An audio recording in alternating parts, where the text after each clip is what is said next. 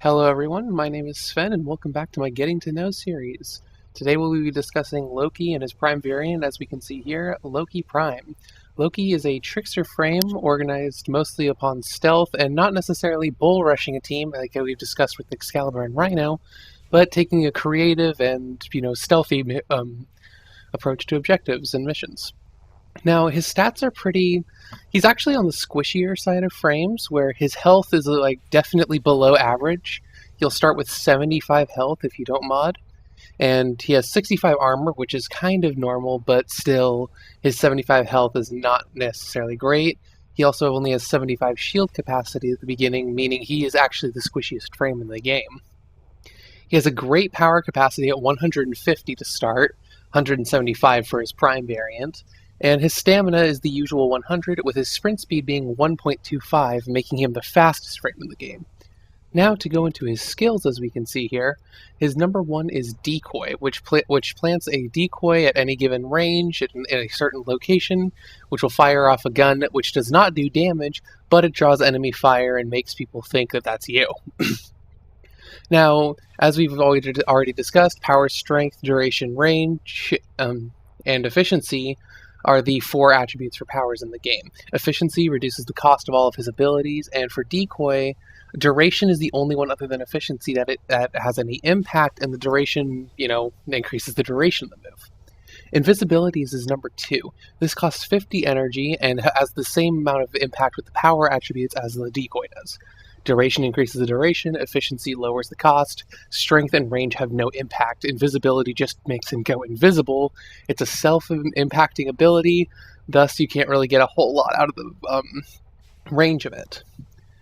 Switch Teleport is his number three. This costs 25 energy, and what Switch Teleport does is that you switch places with an enemy or your decoy or a friend, any given unit really, and this, if it's an enemy, will confuse him and he'll kind of look around like, what just happened? It stuns him for a little while, and you can get on your merry way. You could use this while invisible, and you can use, as I mentioned, you could use it with your decoy. Makes for some really nifty escapes. Again, Loki is meant to stay out of trouble rather than bum rushing into it.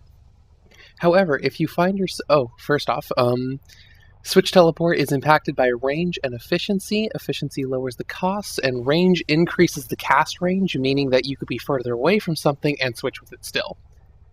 Switch TP will also not trip any grids, meaning that you can go through doors, and in spy missions you can go through grids without tripping them and causing the alarm to spring.